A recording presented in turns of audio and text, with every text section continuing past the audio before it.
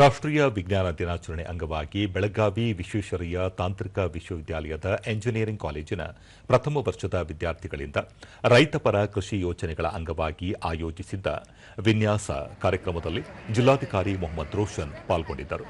ಈ ವೇಳೆ ವಿಶ್ವವಿದ್ಯಾಲಯ ಕುಲಪತಿ ಪ್ರೊಫೆಸರ್ ಎಸ್ ವಿದ್ಯಾಶಂಕರ ಸೇರಿದಂತೆ ವಿಶ್ವವಿದ್ಯಾಲಯದ ಪ್ರಾಧ್ಯಾಪಕರು ಉಪಸ್ಥಿತರಿದ್ದರು. ವಿದ್ಯಾರ್ಥಿಗಳು ವಿನ್ಯಾಸಗೊಳಿಸಿದ ವಿವಿಧ ಪ್ರಾತ್ಯಕ್ಷಿಕೆಗಳು ಗಮನ ಸೆಳೆದವು.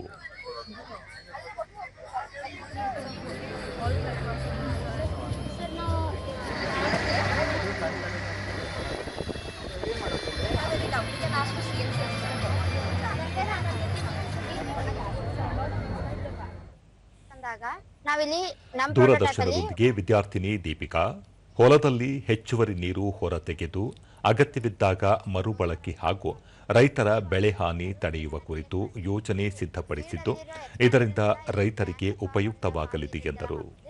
ಆಮೇಲೆ ಇದು ಇಲ್ಲೇ ಸ್ಟೋರ್ ಆಗಿರುತ್ತೆ ನೀರು.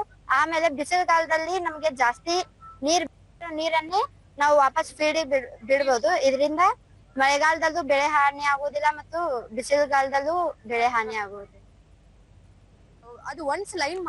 ಮತ್ತೊಬ್ಬ ವಿದ್ಯಾರ್ಥಿನಿ ವಿದ್ಯಾ ಹೊಲದಲ್ಲಿ ರೈತ ಒಂಟಿಯಾಗಿ ಸುಲಭವಾಗಿ ಬಿತ್ತನೆ ಕಾರ್ಯ ನಿರ್ವಹಿಸುವ ಸಾಧನ ಸಿದ್ಧಪಡಿಸಲಾಗಿದೆ ಎಂದು ಹೇಳಿದರು. ಹಿಂಗ್ ಹೋಗ್ಬಿಟ್ಟಂತಂದ್ರೆ ಅದು ವೀಡ್ ಕ್ಲೀನು ಆಕೈತಿ ಮತ್ತೆ ಸೀಡಿಂಗ್ ಆಕೈತಿ. ಸೊ ನಾವ್ ಅದಕ್ಕೆ ಏನ್ ಮಾಡೇವಿ, ಎರಡು ಒಂದದ್ರಾಗ ಇರ್ಲಿ ಅಂತಂದ್ರೆ ಈ ಟೂಲ್ ಅನ್ನ ಇಂಪ್ಲಿಮೆಂಟ್ ಮಾಡೇವಿ. ಮತ್ತೆ ಇದು ಅಫೋರ್ಡೆಬಲ್ ಐತಿ. ಸೊ ಅದು ಫಾರ್ಮರ್ಸ್ ಹೆಲ್ಪ್ ಆಕೈತಿ ಅಂತ ಅನ್ಕೊ.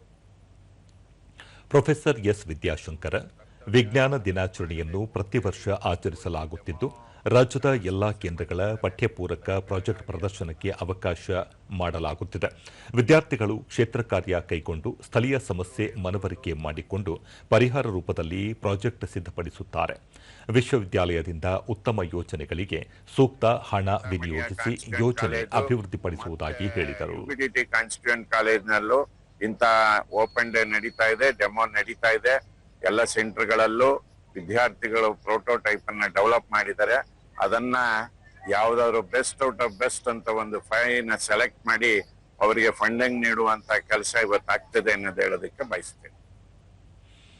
ಮೊಹಮ್ಮದ್ ರೋಷನ್ ವಿದ್ಯಾರ್ಥಿಗಳು ಕ್ಷೇತ್ರ ಕಾರ್ಯ ನಡೆಸಿ ರೈತರ ಸಣ್ಣಪುಟ್ಟ ಹಾಗೂ ಮೂಲಭೂತ ಸಮಸ್ಯೆಗಳಿಗೆ ಉಪಯುಕ್ತವಾದ ಪರಿಹಾರ ಕಂಡುಕೊಳ್ಳುವ ಪ್ರಯತ್ನ ಮಾಡಿದ್ದಾರೆ ಎಂದು ಮೆಚ್ಚುಗೆ ವ್ಯಕ್ತಪಡಿಸಿದರು.